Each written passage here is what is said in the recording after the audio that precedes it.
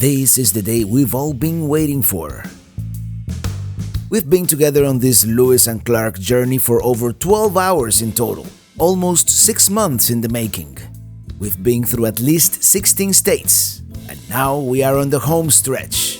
Destination, the Pacific Ocean. The end of the trail. I'm riding in my RV, wherever I want to be, 'cause I'm free in my RV, yeah. This is pretty much the end of the Lewis and Clark journey, whatever we're going to do today and tomorrow, so enjoy the ride. This will be some of our last views of the Columbia River Gorge. We're gonna stop briefly at the Multnomah Falls rest area for lunch, and then we continue. Our base of operations for the next 2 days is going to be the Astoria KOA.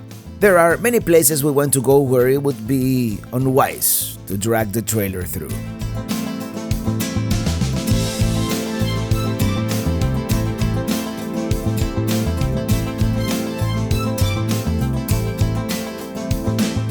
Here we go, there is room in the oversized area.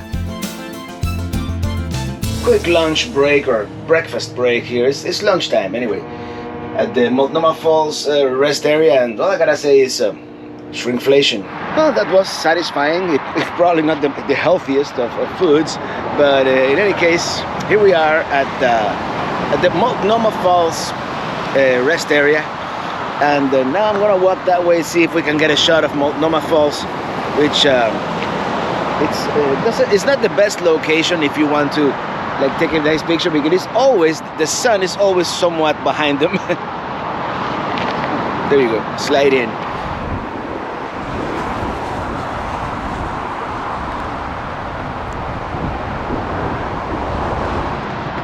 Yeah, one of these days we'll get closer, maybe even do one of the little hikes they have, but today Astoria awaits. Let me get away from the middle of the street here because a bunch of RVs coming.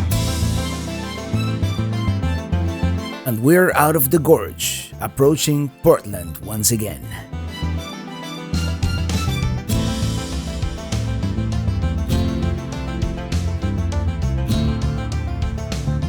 Crossing the Columbia River into Washington, look at that view.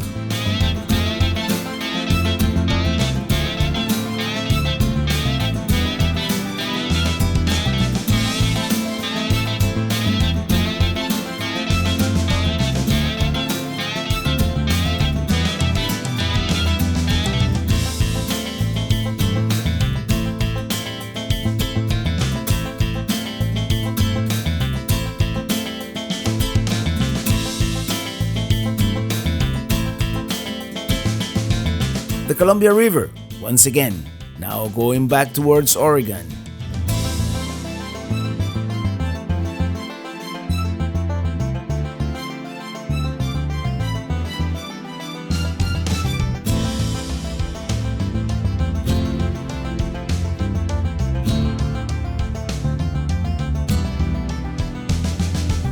This good-looking town we're approaching is none other than Astoria, Oregon.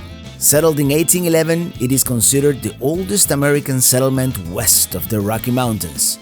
And somewhere up on that hill is the famous Goonies house. It would be unwise to explore this town with the trailer in tow. This place is like a mini San Francisco with steep hills, but we'll definitely come back tomorrow. There are a couple of must-see landmarks. That's the bridge that spans the Columbia River. We'll be taking that one tomorrow as well. Lots of traffic here on Young Bay Bridge, but at least the scenery is attractive.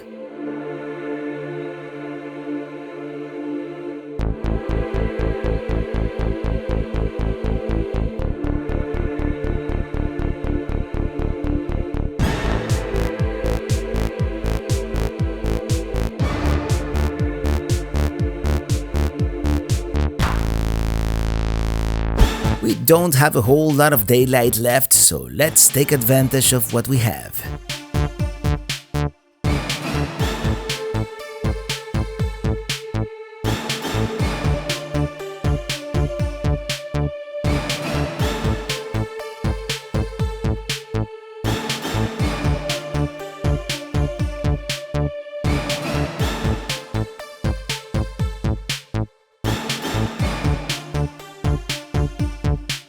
We're going to begin here at Seaside, Oregon, at the end of the trail. According to the National Park Service, this is considered to be the official end point to the Lewis and Clark expedition's journey, the place where they turn around to return home. Let's park. Ocean in view. Oh, the joy. And of course, that was the phrase famously written by Meriwether Lewis on November 7th, 1805, when they finally saw what they thought was the Pacific Ocean, which actually was just the estuary of the Columbia River. But we are now here in Seaside, Oregon, and here's the end of the Lewis and Clark Trail, 1805 to 1806. I don't know how accurate it would be to call this the actual end of the trail, but here's where they had the sculpture. I guess it would make sense, since this is the farthest they ventured from their winter camp at Fort Clatsop, and less than a mile south of here is where they made salt for the return voyage. In any case, it is very satisfying to finally be here at the end of the trail, after so many miles. And actually, the farthest south they went was Tillamook Head. On December 29th, just as they were done building their winter fort, the local natives, the Clatsops, informed the captains that a whale had floundered on the coast. And they came all the way here, to Tillamook Head, which is that cliff over there, to get some oil and blubber. It is nowadays a very lively beach, but I can almost imagine when it was an undeveloped, strange land. At least to us. Seaside seems to be a lovely town. We must return one of these days, now that we know it is here. Now let's go see the Lewis and Clark salt cairn.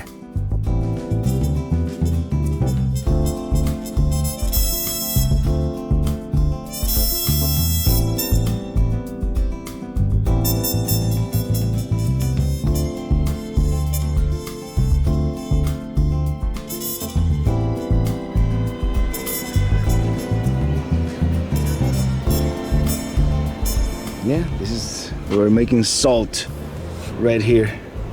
Most of the men, and Lewis in particular, had been craving salt. Besides, they needed it to preserve meat. Here they had a good salt water source to boil, and the source of fresh water to drink, and elk to hunt. Of course, this is a reconstruction, but it illustrates well how they did it, how it was. Well, there's no room for a U-turn, so I'm not sure how I'm gonna get out of here. But here's the deal. As the story goes, everybody on the expedition was like craving salt in their food, and they sent the man here to make salt right here by the ocean. Even though the rest of the party was staying at Fort Clatsop, which is where we're going tomorrow. Now we're gonna deviate a little from the Lewis and Clark Trail. I don't recall exactly whether they went to Cannon Beach, but that's where we're going now. Well, actually, they didn't.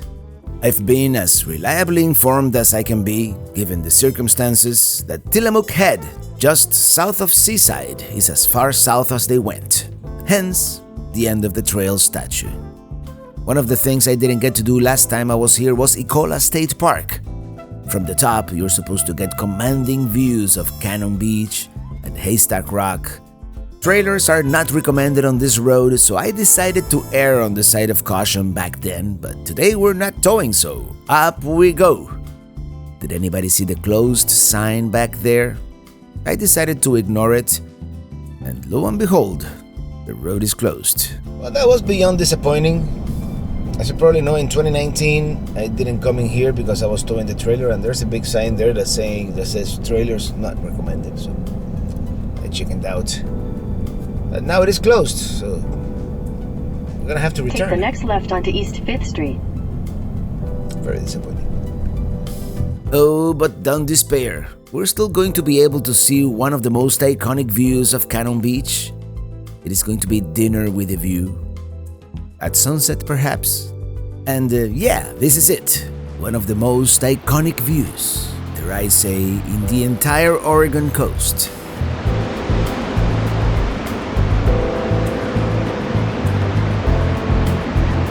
We're going to eat at Moe's, which is a chain.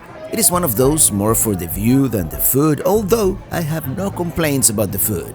There was a little bit of a wait for outdoor seating, but I think in this case it was totally worth it. We start with a cold IPA and red wine and the glorious view of Haystack Rock at Magic Hour. Good clam chowder, by the way, and I think we really timed it right this time. One blackened, one grilled, and sunset is upon us. What a perfect way to end our first day on this part of the Oregon coast.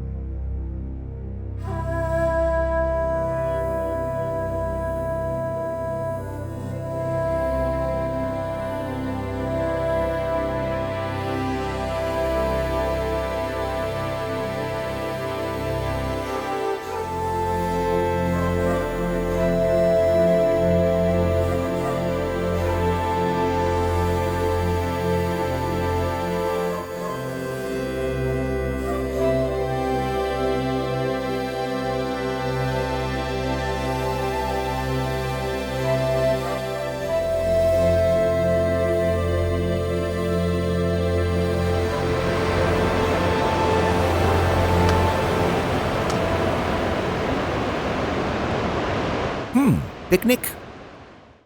Well, good morning. Good afternoon, almost. Today we're going to Fort Clatsop, which is where Lewis and Clark spent their winter here.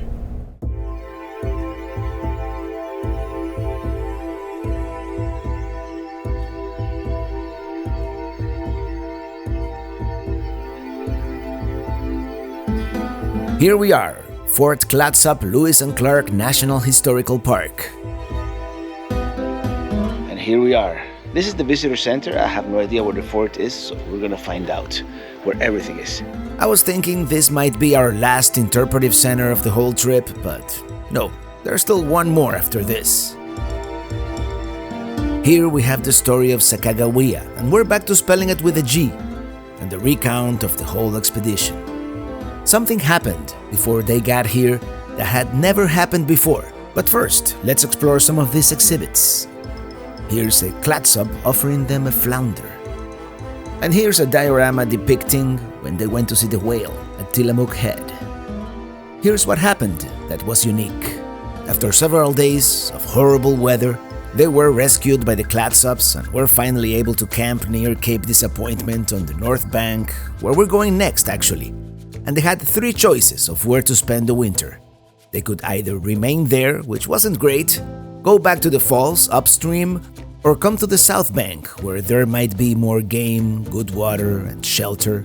And even though the captains had already decided exploring the south bank would be the best choice, they decided to put it up to a vote.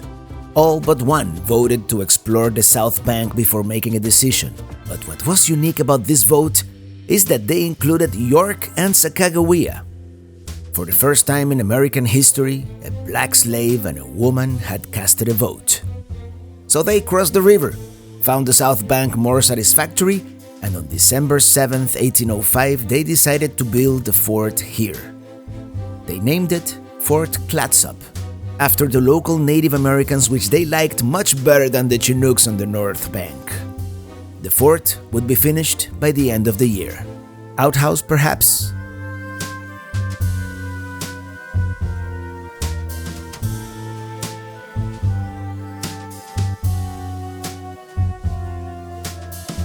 Let's take the short trail to the most aptly named Lewis and Clark River.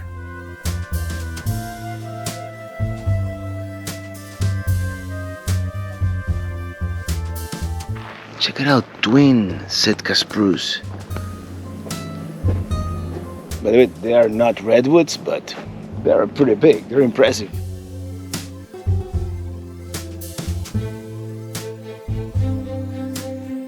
This is it.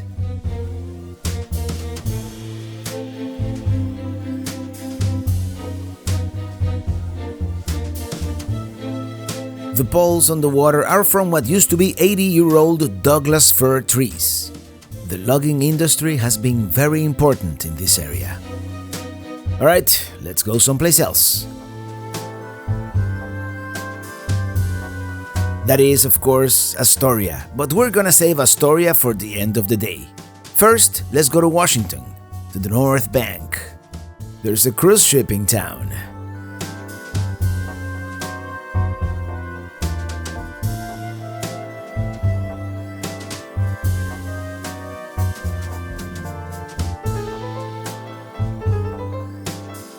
Astoria is such a photogenic city. We're gonna get on the Astoria-Megler Bridge, opened in 1966.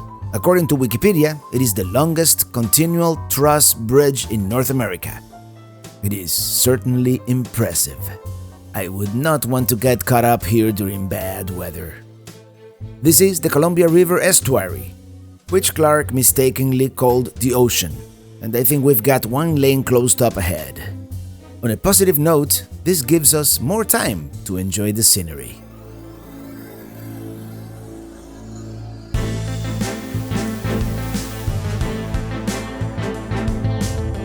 Just on the other side of the bridge at Point Ellis, that's where the expedition was pinned down by 11 days of consecutive bad weather, unable to move forward or back.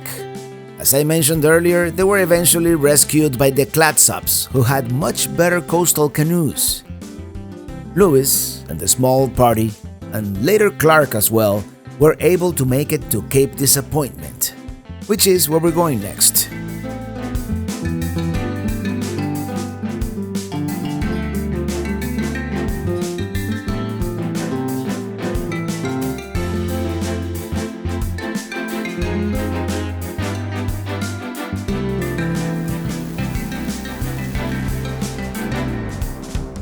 Let's start by visiting Bell's View Overlook.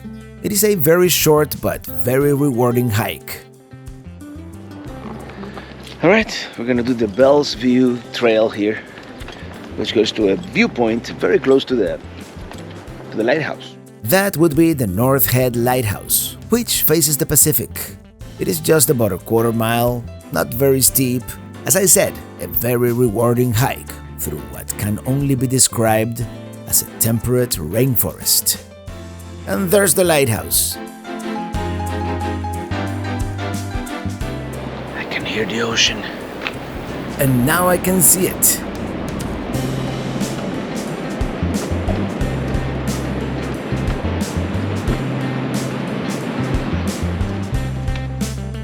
There it is. It's called Long Beach. Can I say it? Can I say it again? Once again, ocean in view. Oh, the joy. It is self-proclaimed the world's longest beach. Of course, when I posted that on Instagram, there were several well-actuallys. You were quick to remind me about the 66-mile-long Padre Island, the 90-mile beach in Australia, and the 158-mile Praia do Cassino in Brazil. This one is a bigger 28 miles. Boo. One thing for sure, you can drive on it, so we might be going there later. Let's start heading back. And here we have a relic from World War II, used for surveillance of the Pacific. They used searchlights and, at the time, state-of-the-art radar, monitoring the weather and a potential attack on the Columbia River.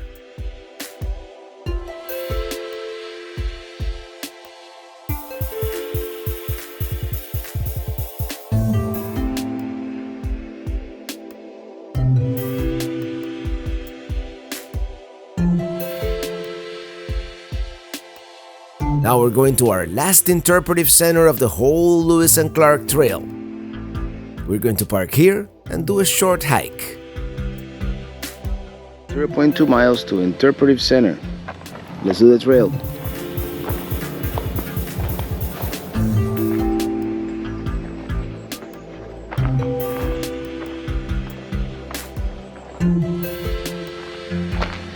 Yes, the fort. Yeah, that would be Fort Canby. We did the fort back in 2019, so we're not gonna go into it this time. What we're going to do for sure is the Lewis and Clark Interpretive Center. We are told once again the story of the expedition with different illustrations, different exhibits.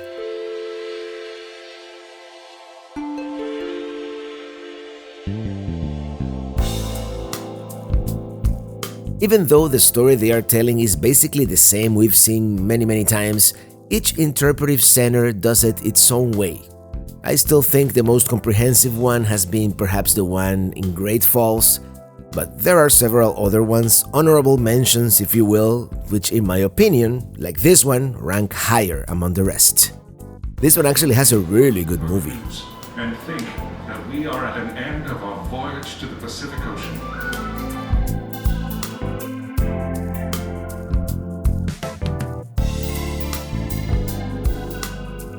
We are now entering the free section of the museum with a broader focus on the history of this area.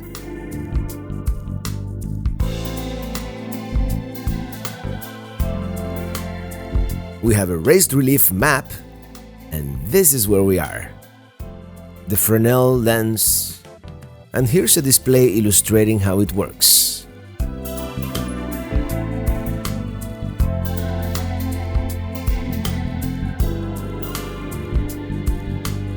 Glass window, we can see the Cape Disappointment Lighthouse, which could use a coat of paint in my opinion.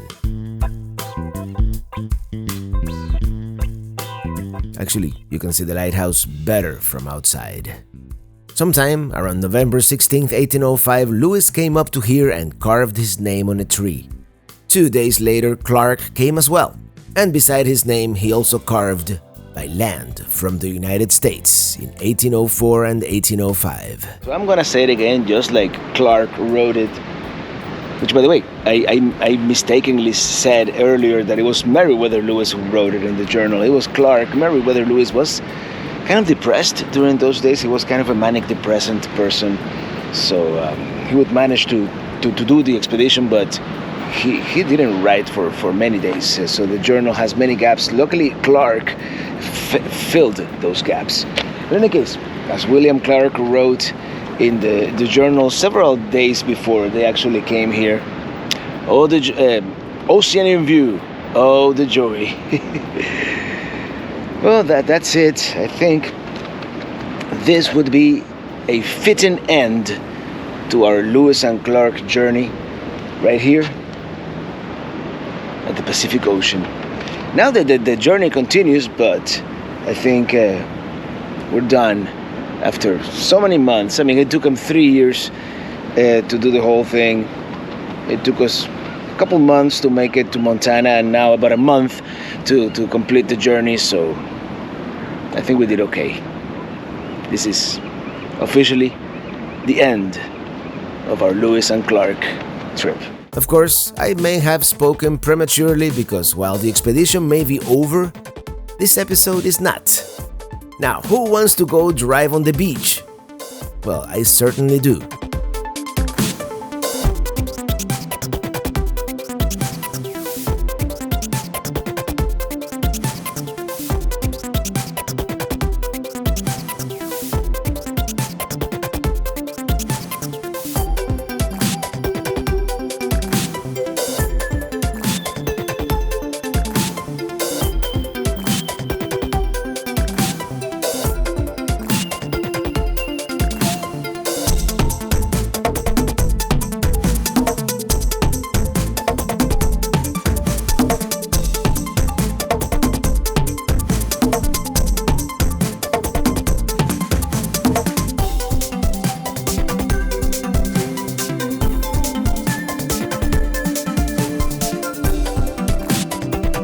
Maybe we should put it on 4-wheel drive, just in case.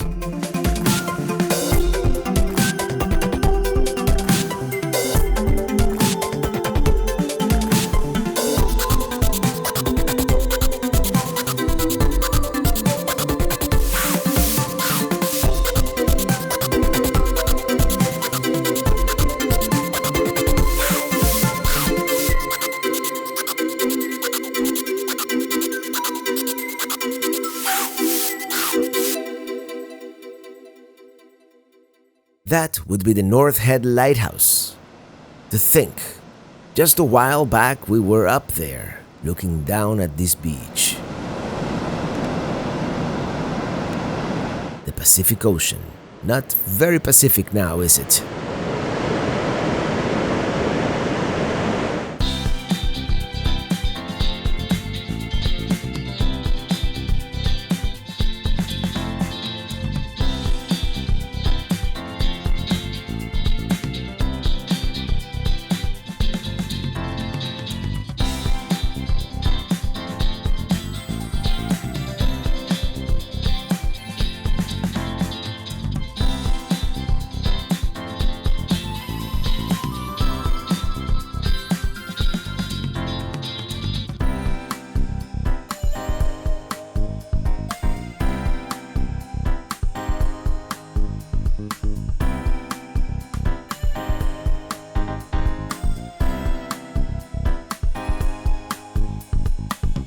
Now let's go to Astoria.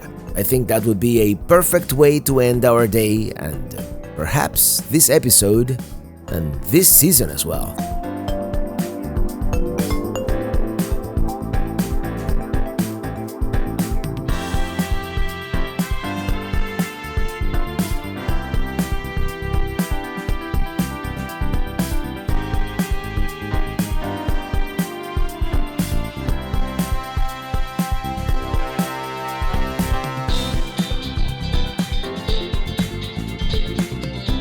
It looks like the cruise ship is leaving port, and it is such a great view of Astoria from here, 4 miles across the Columbia River estuary.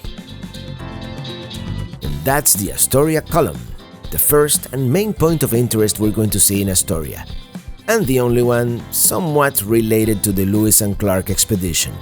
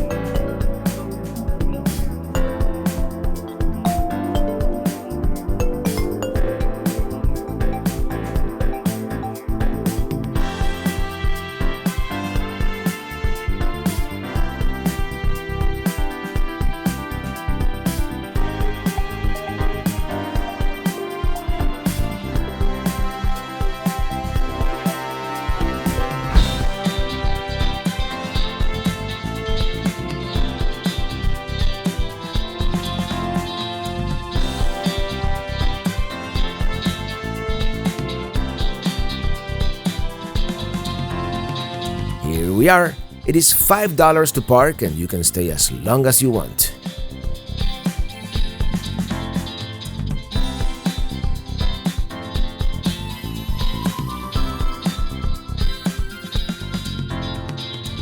Well, here we are. The Astoria column is one of the most iconic spots here in Astoria, Oregon. From the top, you get a commanding view of the whole area, the whole surrounding area, even Cape Disappointment. I could see it from here. And I know I told you when we were at Cape Disappointment that was like the end of the Lewis and Clark trip. But I thought it would be cooler to end it here. So right now we're gonna climb to the top and see all these commanding views. Which, by the way, I did the Astoria column when I was here back in 2019. But I'm gonna do it again just because it is so iconic for this trip.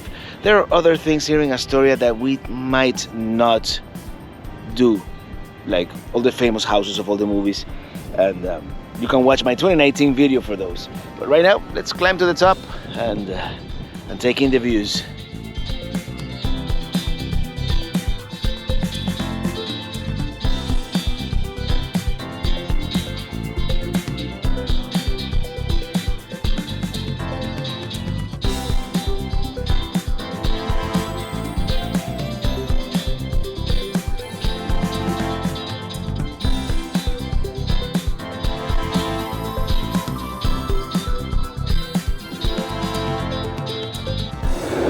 Light.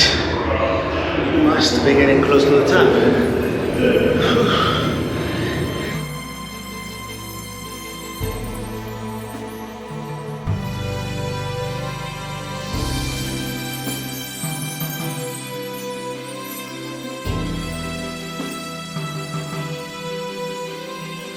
What did I say? Commanding view from here, from the Astoria column. That's looking to the west. But everywhere you look at the mighty Columbia River. There's some people on that side, so I'll wait.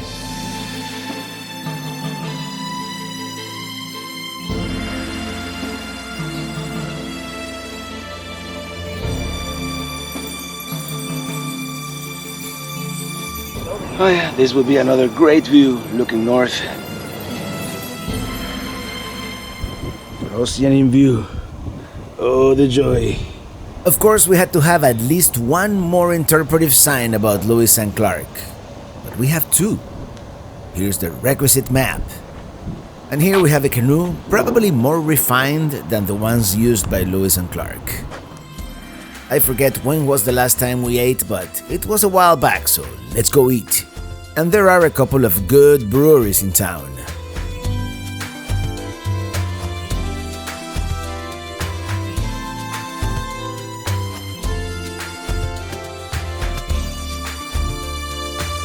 Here's Fort George Brewery, which I visited the last time I was here, so let's go somewhere else today.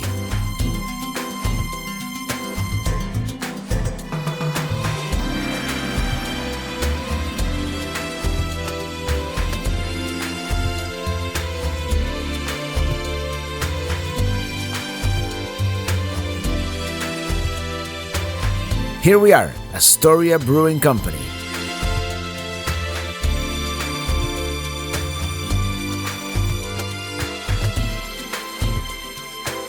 Yeah, we managed to get an outside table. I mean, it is not very busy on a Monday. It is actually nice, great ambience, and I prefer it quieter like this. Got what they call a halibut filet burger and the clam chowder, which has bacon and lots of potatoes. That does not look safe. Anyway, we decided to go for a stroll here along the river walk, just enjoying the sights and the beautiful weather. As I've said before, it reminds me a little of San Francisco on a smaller scale.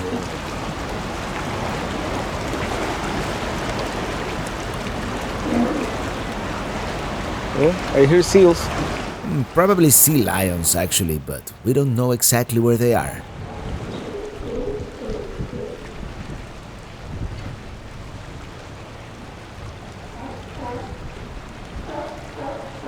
What a beautiful afternoon here in Astoria. Great beer. The food was okay, but we had a good time. We had the view of the Columbia River here. I think this town is starting to die real quickly today, so I think we're gonna call it a day, and maybe we might still drive by some of the highlights, but I think we're heading back. Yeah, that's where we were. We found out the brewery actually has its own parking, so we decided to move. It feels safer here. The tracks belong to the Astoria Riverfront Trolley. Apparently it only runs on Fridays and Saturdays, so another time perhaps. And who am I kidding? We still have some sunlight left. Let's try and find that Goonies house. According to what I read, it is not that the owner doesn't want people to see the house, it is actually the city of Astoria and the neighbors who don't want the property commercialized. I sense a missed opportunity here, but hey, it is their way. Riding my RV.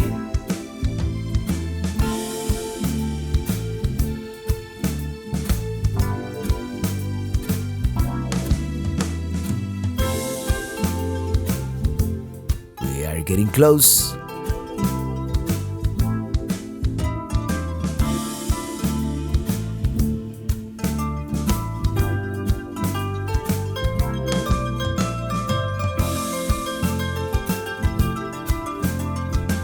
Yep, it is through here.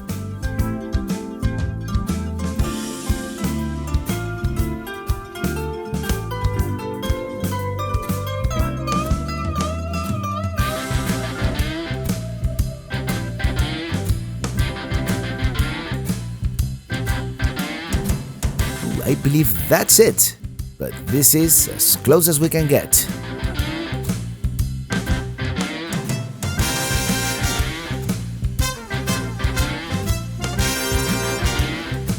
Next time, we'll just go to the Oregon Film Museum. The building also appeared in the movie. Let's do one more filming location. Oh, this is a steep one.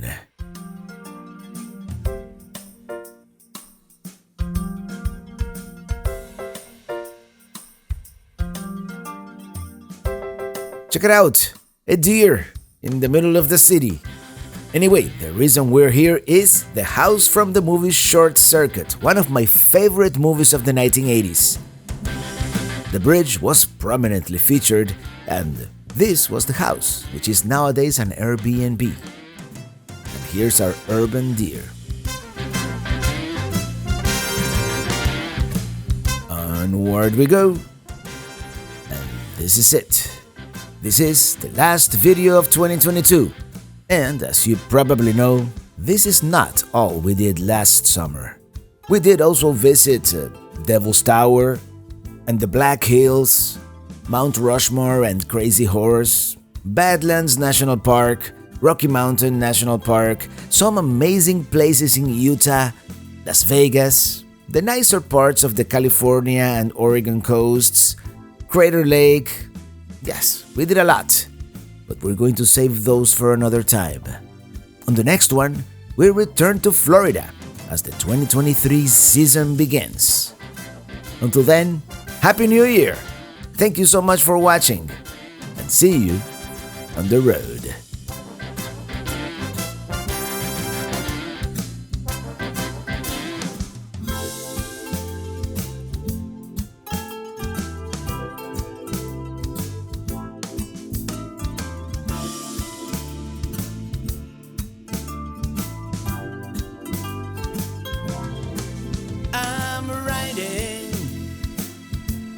I'm riding in my RV.